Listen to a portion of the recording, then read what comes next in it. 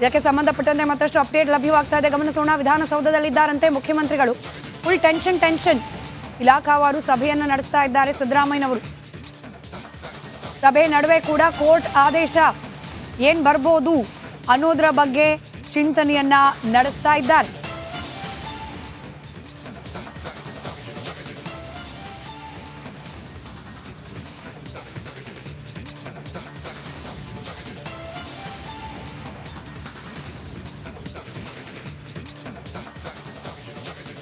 ಸಹಜವಾಗಿ ನಿನ್ನೆ ಒಂದು ದೊಡ್ಡ ಹಿನ್ನಡೆ. ಮುಖ್ಯಮಂತ್ರಿಗಳೇ ಸಲ್ಲಿಸಿದ್ದ ರಿಟ್ ಅರ್ಜಿ ಅದನ್ನ ಹೈಕೋರ್ಟ್ ತಿರಸ್ಕರಿಸಿದೆ. ಇದೀಗ ದೂರುದಾರರು ಕೊಟ್ಟಿರುವ ಖಾಸಗಿ ದೂರು, ಈ ವಿಚಾರಕ್ಕೆ ಸಂಬಂಧಪಟ್ಟಂತೆ ಕೋರ್ಟ್ನ ತೀರ್ಮಾನ ಏನಾಗಬಹುದು ಅನ್ನೋ ಆತಂಕ. ಒಂದು ಸೆಟ್ ಬ್ಯಾಕ್ ಈಗ ಆಲ್ರೆಡಿ ಆಗಿರೋದ್ರಿಂದ ಸಿದ್ದರಾಮಯ್ಯನವರಿಗೆ ಮತ್ತೊಂದು ಹಿನ್ನಡೆ ಆಗ್ಬಿಟ್ರೆ ಅನ್ನೋ ಆತಂಕ ಸಹಜವಾಗಿರುತ್ತೆ. ಹೀಗಾಗಿ ಸಭೆ ನಡೆಸ್ತಾ ಇದ್ರು ಕೂಡ ಸಭೆಯ ನಡುವೆ ಸಿದ್ದರಾಮಯ್ಯನವರು ಆತಂಕದಲ್ಲೇ ಇದ್ದಾರೆ. ಮತ್ತಷ್ಟು ಡೀಟೇಲ್ಸ್ನೊಂದಿಗೆ ನನ್ನ ಕಲೀಗ್ ನಾಗೇಂದ್ರ ಬಾಬು ಕೂಡ ಜಾಯ್ನ್ ಆಗಿದ್ದಾರೆ. ಹಾಗೆ ಸುನಿಲ್ ಧರ್ಮಸ್ಥಳ ಕೋರ್ಟ್ನಲ್ಲಿ ನಡೀತಾ ಇರುವ ಪ್ರಕ್ರಿಯೆಗಳ ಮಾಹಿತಿಯನ್ನ ಕೂಡ ಹಂಚಿಕೊಳ್ತಾ ಹೋಗ್ತಾರೆ. ನಾಗೇಂದ್ರ ಬಾಬು, ಮುಖ್ಯಮಂತ್ರಿಗಳಿಗೆ ನಿನ್ನೆ ಆದ ಹಿನ್ನಡೆ, ಇವತ್ತು ಸಹಜವಾಗಿ ಆತಂಕ ತುಸು ಹೆಚ್ಚೇ ಇರುತ್ತೆ.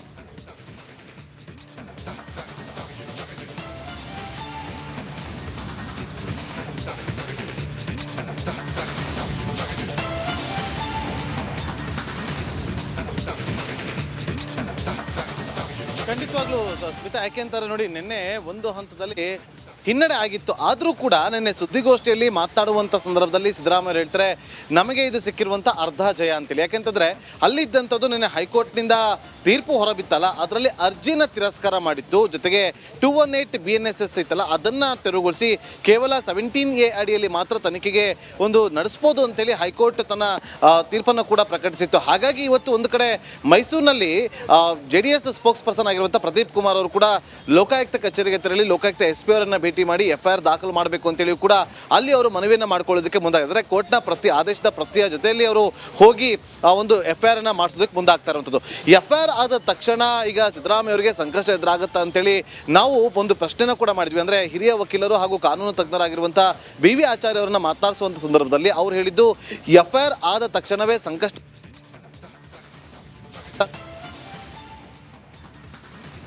ಆದ್ರೆ ಕಾನೂನಾತ್ಮಕವಾದಂತ ಇದೆಲ್ಲವೂ ಕೂಡ ಡಿಪೆಂಡ್ ಆಗುತ್ತೆ ಅಂತ ಹೇಳಲಾಗ್ತಾ ಇದೆ. ಹಾಗಾಗಿ ಇವತ್ತು ಸ್ನೇಹಮಯ ಕೃಷ್ಣ ಅವರು ಕೂಡ ಆಗಮಿಸಿ ಅಲ್ಲಿ ಕೋರ್ಟ್ನಲ್ಲಿ ಕೂತಿದ್ದಾರೆ. ಅವರ ಪರ ವಕೀಲರು ಕೂಡ ಅಲ್ಲಿ ವಾದವನ್ನು ಮಂಡಿಸಿದ್ರು. ಜೊತೆಗೆ ಇನ್ನೇನು ಕೆಲವೇ ಕ್ಷಣಗಳಲ್ಲಿ ತೀರ್ಪನ್ನ ಹೊರಬೀಳಲಿದೆ. ಅಂದ್ರೆ ನಿನ್ನೆ ಹೈಕೋರ್ಟ್ನಿಂದ ರೈಟ್ ಸಂಪರ್ಕದಲ್ಲಿರಿ ಸುನಿಲ್ ಹಾಗೆ ನಾಗೇಂದ್ರ ಬಾಬು. ಮತ್ತಷ್ಟು ಅಪ್ಡೇಟ್ಸ್ ಕಡೆಗೆ ಗಮನ ಕೊಡೋಣ. ಮೂಡಾಗೆ ಜಮೀನು ಸ್ವಾಧೀನ ಪ್ರಕ್ರಿಯೆ ಪರಿಹಾರದ ಬಗ್ಗೆ ಆದೇಶದಲ್ಲಿ ಬರೆದಿದ್ದಾರೆ ಜಡ್ಜ್ ಅನ್ನೋ ಮಾಹಿತಿ ಇದೆ.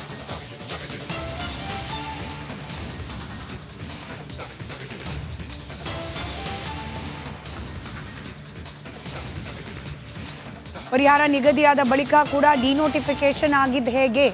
ಮೂಡಾದಿಂದ ನಿವೇಶನ ಹಂಚಿಕೆಯಾದ ಬಳಿಕ ಕೂಡ ಅದನ್ನ ಖರೀದಿ ಮಾಡಿದ ಹೇಗೆ? CM ಬಾಮೈದನನಿಂದ ಜಮೀನು ಖರೀದಿ ಬಗ್ಗೆ ಉಲ್ಲೇಖ ಮಾಡಲಾಗ್ತಾ ಇದೆ. ಪರಿಹಾರ ನಿಗದಿಯಾದ ಬಳಿಕ ಅಂದ್ರೆ ಈ ಕೆಸರೆ ಗ್ರಾಮದ 3.16 ಎಕರೆ ಜಮೀನು ಮೂಲ ಮಾಲೀಕ ನಿಂಗ ಅಲಿಯಾಸ್ ಜವರ, ಈತನ ಬಳಿಯಿಂದ ಮೈಸೂರು ಅಭಿವೃದ್ಧಿ ಪ್ರಾಧಿಕಾರ ಅಲ್ಲಿ ಲೇಔಟ್ ಅಭಿವೃದ್ಧಿಗೆ ಜಮೀನನ್ನ ಪಡೆದುಕೊಂಡ ನಂತರದಲ್ಲಿ ಆತನ ಹೆಸರಲ್ಲಿ 3,27,000 ರೂಪಾಯಿ ಪರಿಹಾರವನ್ನ ಠೇವಣಿ ಇಟ್ಟಿ ಆಗಿದೆ. ಅದಾದ ಮೇಲೂ ಕೂಡ ಡಿನೋಟಿಫಿಕೇಶನ್ ಆಗಿದ್ದು ಹೇಗೆ? ಡಿನೋಟಿಫಿಕೇಶನ್ ಆದ ನಂತರ ಅಲ್ಲಿ ನಿವೇಶನಗಳನ್ನ ಹಂಚಿದ ಹೇಗೆ? ಈ ರೀತಿಯಾದ ಅಂಶಗಳನ್ನ ಉಲ್ಲೇಖ ಮಾಡ್ತಿದ್ದಾರೆ. ಇದನ್ನ ಗಮನಿಸಿದ್ರೆ ಮುಖ್ಯಮಂತ್ರಿಗಳಿಗೆ ವ್ಯತಿರಿಕ್ತವಾಗಿ ಬಂದು ಬಿಡುತ್ತಾ ತೀರ್ಪು ಅನ್ನೋ ಸಣ್ಣ ಕುತೂಹಲ. ಡೀಟೇಲ್ಸ್ ನನ್ನ ಕಲೀಗ್ ಸುನಿಲ್ ಧರ್ಮಸ್ಥಳ ನೀಡ್ತಾ ಹೋಗ್ತಾರೆ. ಸುನಿಲ್, ಈ ಎಲ್ಲ ಅಂಶಗಳು ಇನ್ ಪರ್ಟಿಕ್ಯುಲರ್ ಅಂದ್ರೆ ಪ್ರೊಸೀಜರಲ್ ಲ್ಯಾಬ್ಸ್, ಮೂಡಾದಲ್ಲಿ ಸೈಟನ್ನು ವಶಕ್ಕೆ ಪಡೆಯೋದು, ಭೂಸ್ವಾಧೀನ ಮಾಡ್ಕೊಳ್ಳೋದು, ಡಿನೋಟಿಫೈ ಮಾಡೋದು, ಅದಾದ ನಂತರ ಖರೀದಿ, ಪರಿಹಾರ, ಈ ಎಲ್ಲ ಅಂಶಗಳನ್ನು ಉಲ್ಲೇಖ ಮಾಡ್ತಿದ್ದಾರೆ ಅಂತಂದ್ರೆ ಕೆನ್ ವಿ ಗೆಸ್ ಮುಖ್ಯಮಂತ್ರಿಗಳಿಗೆ ಸ್ವಲ್ಪ ಆತಂಕ ಹೆಚ್ಚಾಗೋ ರೀತಿಯಲ್ಲೇ ತೀರ್ಪು ಬರಬಹುದು ಅಂತ? ಎಸ್ ಸ್ಮಿತಾ, ಒಂದು ಕಡೆಯಲ್ಲಿ CM ಸಿದ್ದರಾಮಯ್ಯ ಇರ್ಬೋದು ಅಥವಾ ಕಾಂಗ್ರೆಸ್ನ ಇತರ ಸಚಿವರು ಇರ್ಬೋದು, ಈ ಪ್ರಕರಣದಲ್ಲಿ ಸಿದ್ದರಾಮಯ್ಯ ಅವರು ಯಾವುದೇ ರೀತಿಯ ತಪ್ಪನ್ನು ಕೂಡ ಎಸಗಿಲ್ಲ, ಎಲ್ಲವೂ ಕೂಡ ಕಾನೂನು ಪ್ರಕಾರವೇ ಆಗಿದೆ ಅನ್ನುವಂಥದ್ದನ್ನ ಸಮರ್ಥನೆ ಮಾಡ್ಕೋತಿದ್ದಾರೆ. ಆದರೆ ಮತ್ತೊಂದು ಕಡೆಯಲ್ಲಿ ದೂರುದಾರರು ಈಗಾಗಲೇ ಕೋರ್ಟು ಕೂಡ ಹಲವಾರು ದಾಖಲೆಗಳನ್ನು ಸಲ್ಲಿಕೆ ಮಾಡಿದ್ದಾರೆ. ಇದರಲ್ಲಿ ಏನೇನು ಲ್ಯಾಪ್ಸಸ್ ಆಗಿದ್ದಾವೆ ಅನ್ನುವಂಥದ್ರ ಬಗ್ಗೆ ಪ್ರಮುಖವಾಗಿ ದಾಖಲೆಗಳನ್ನು ಸಬ್ಮಿಟ್ ಮಾಡಿದ್ದಾರೆ. ಅದರಲ್ಲಿ ಇರುವಂಥದ್ದು ಈಗ ಒಂದನೇದಾಗಿ ಕೆಸರೆ ಗ್ರಾಮದಲ್ಲಿ ಇದ್ದಂತಹ ಜಮೀನು, ಅದನ್ನು ಮೂಡ ವಶಪಡಿಸಿಕೊಂಡು ಅದಾದ ನಂತರ ಮುಂದಿನ ದಿನಗಳಲ್ಲಿ ಅವರಿಗೆ ಸೈಟ್ನ ಅಲಾಟ್ ಮಾಡುವಂಥ ಟೈಮ್ನಲ್ಲಿ ವಿಜಯನಗರದಲ್ಲಿ ಕೊಟ್ಟಿರುವಂಥ ಒಂದು ವಿಚಾರಕ್ಕೆ ಸಂಬಂಧಪಟ್ಟಂತೆ ಸಿದ್ದರಾಮಯ್ಯ ಅವರು ತಮ್ಮ ಅಧಿಕಾರವನ್ನು ದುರ್ಬಳಕೆ ಮಾಡಿದ್ದಾರೆ ಅನ್ನುವಂಥದ್ದು ಒಂದು ಕಡೆ ಆರೋಪ. ಆದರೆ ಉಳಿದಂತೆ ಡಿನೋಟಿಫಿಕೇಷನ್ಗೆ ಸಂಬಂಧಪಟ್ಟಂತೆಯೂ ಕೂಡ ತಮ್ಮ ಅಧಿಕಾರವನ್ನು ದುರ್ಬಳಕೆ ಮಾಡಿಕೊಂಡು ಅವರು DCM ಆಗಿದ್ದಂತಹ ಸಂದರ್ಭದಲ್ಲಿ ಅನ್ನುವಂಥ ಒಂದು ಆರೋಪಗಳು ಮತ್ತು ಅದಕ್ಕೆ ಸಂಬಂಧಪಟ್ಟಂಥ ದಾಖಲೆಗಳನ್ನು ಕೂಡ ಈಗಾಗಲೇ ಕೋರ್ಟಿಗೆ ಸಲ್ಲಿಕೆ ಮಾಡಿದ್ದಾರೆ. ಹಾಗಾಗಿ ಕೋರ್ಟ್ ಈ ಎಲ್ಲ ದಾಖಲೆಗಳನ್ನು ಈಗಾಗಲೇ ಪರಿಶೀಲನೆ ಮಾಡಿರುವಂಥದ್ದು ಆಗಿರೋದ್ರಿಂದಾಗಿ ಇವತ್ತು ನೀಡುವಂತಹ ಆದೇಶದಲ್ಲಿ ಇದೆಲ್ಲವನ್ನು ಕೂಡ ಪರಿಗಣನೆಗೆ ತಗೊಳ್ಳುವಂಥ ಸಾಧ್ಯತೆ ಇದೆ. ಈಗ ಯಾರಾದರೂ ಒಬ್ಬರು ಬಾಯಿ ಮಾತಲ್ಲಿ ಇಲ್ಲ ತಪ್ಪು ಮಾಡಿಲ್ಲ ಅನ್ನುವಂಥದ್ದು ಹೇಳಿದ್ರು ಕೂಡ ದಾಖಲೆಗಳಲ್ಲಿ ಏನೇನು ತಪ್ಪುಗಳು ಆಗಿದ್ದಾವೆ ಅನ್ನುವಂಥದ್ದು ಸ್ಪಷ್ಟವಾಗಿ ಗೊತ್ತಾಗುತ್ತೆ. ಇದೇ ಒಂದು ಕಾರಣಕ್ಕೋಸ್ಕರ ಇವತ್ತು ಕುತೂಹಲ ಇರುವಂಥದ್ದು CM ವಿರುದ್ಧ ತನಿಖೆಗೆ ಆದೇಶ ಆಗುವಂಥ ಚಾನ್ಸಸ್ ಇದೆ ಅನ್ನುವಂಥದ್ದು ಮತ್ತು ಅದಕ್ಕೆ ಪೂರಕ ಆಗುವಂತಹ ರೀತಿಯಲ್ಲಿ ಸಾಕ್ಷ್ಯಾಧಾರಗಳನ್ನು ಕೂಡ ಸಲ್ಲಿಕೆ ಮಾಡಿರೋದ್ರಿಂದಾಗಿ ಕೋರ್ಟ್ ನೀಡುವಂತಹ ಆದೇಶ ಏನಾಗಿರ್ಬೋದು ಅನ್ನುವಂಥದ್ದು ಕುತೂಹಲಕ್ಕೆ ಕಾರಣ ಆಗಿರುವಂಥದ್ದು. ಸ್ಮಿತಾ, ಈಗ ಸುನಿಲ್, ಸಾಮಾನ್ಯವಾಗಿ ಈಗೇನು ನಡೀತಿದೆ ಆ ಪ್ರಕ್ರಿಯೆ ಮೇಲೆ ಅನುಮಾನ ಬಹಳಷ್ಟು ಜನ ಚರ್ಚೆ ಮಾಡ್ತಿರೋದಂದ್ರೆ ಈ ಮೂಡಾದಲ್ಲಿ ಸೈಟ್ ಹಂಚಿಕೆ ಪರಿಹಾರದ ವಿಚಾರದಲ್ಲಿ ಲೋಪಗಳಾಗಿದೆ ಅಂತಂದ್ರೆ ಅದರಲ್ಲಿ ಕೇವಲ ಸಿದ್ದರಾಮಯ್ಯನವ್ರು ಮಾತ್ರ ತಪ್ಪಿತಸ್ಥರಾಗ್ತಾರಾ? ಮೂಡಾದ ಅಧಿಕಾರಿಗಳು, ಅಂದಿನ ಸಂಬಂಧಪಟ್ಟ ಇಲಾಖೆಯ ಮಿನಿಸ್ಟರು ಅವ್ರ ಮೇಲೆ ಕ್ರಮ ಇರೋದಿಲ್ವಾ ಅನ್ನೋ ಪ್ರಶ್ನೆ ಇದೆ. ಬಟ್ ಈ ಕೇಸ್ ಮುಖ್ಯಮಂತ್ರಿಗಳ ವಿರುದ್ಧ ಆಗಿರೋದ್ರಿಂದ ಕೇವಲ ತನಿಖೆ ಸಿದ್ದರಾಮಯ್ಯನವರ ಆಂಗಲ್ನಲ್ಲೇ ಆಗಬೇಕು ಅನ್ನೋ ಆದೇಶ ಹೊರಬೀಳುತ್ತಾ ಹೇಗೆ ಅಂತ? ಸ್ಮಿತಾ, ಒಂದು ತನಿಖೆ ಅಂತ ಬರುವಂಥ ಟೈಮ್ನಲ್ಲಿ ಕೇವಲ ಸಿದ್ದರಾಮಯ್ಯನವರು ತಪ್ಪು ಮಾಡಿದರೆ ಅವರ ವಿರುದ್ಧ ಮಾತ್ರ ಇರುವಂಥ ಆರೋಪಗಳೇನು ಅನ್ನುವಂಥದ್ದನ್ನು ಪತ್ತೆ ಹಚ್ಚುವಂಥದ್ದಲ್ಲ.